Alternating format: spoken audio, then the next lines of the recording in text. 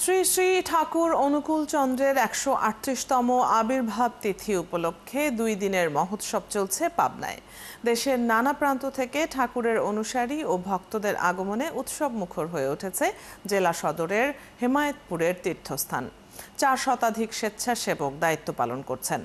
আশ্রম প্রাঙ্গণে বসেছে মেলা। সোহাগ মল্লিকের ছবিতে মোস্তাফিজুর রহমানের প্রতিবেদন। আপনার প্রিয় কাপড়ের যত্নে এলো এনজাইম সমৃদ্ধ Arik silver wash detergent powder ৫০০ গ্রাম মাত্র ৭০ টাকা। প্রিমার্ক।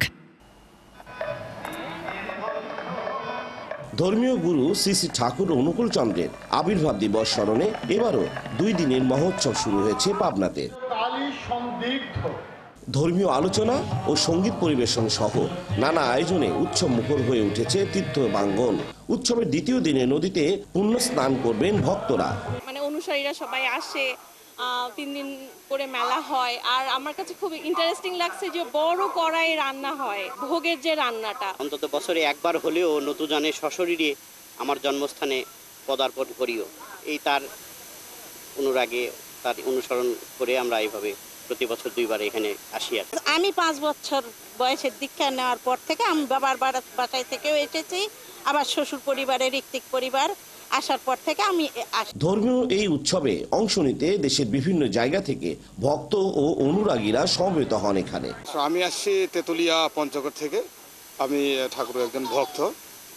তো ঠাকুরের যে দর্শন, যে বিশ্ব মানবতাবোধ বা বিশ্ব ভ্রাতৃত্ববোধ বা মানুষকে একই সূত্র গঠিত করার জন্য যেটা সব সম্প্রদায়ের মানুষকে নিয়ে ঠাকুর যেটা তৈরি করে দিয়ে গেছেন সৎসঙ্গ। এখানে আসলে যারা দীক্ষা নেয় নাই তারা দীক্ষা নিচ্ছে, ঠাকুরের প্রার্থনা হচ্ছে, ঠাকুরের সম্পর্কে আলোচনা হচ্ছে, যারা ঠাকুরকে জানে না তারা জানছে। তীর্থস্থান, ধর্মীয় স্থান, ধর্ম তো আমাদের সবার যার তার, কিন্তু অনুষ্ঠান তো আমরা সবার অনুষ্ঠানে সবাই অ্যাটেন্ড করতে পারি। তো এই এতে আর কি আসা, মেলা দেখতে আসা। ভক্তদের নিরাপত্তায় এখানে ৪ শতাধিক নিরাপত্তা কর্মী কাজ করছেন।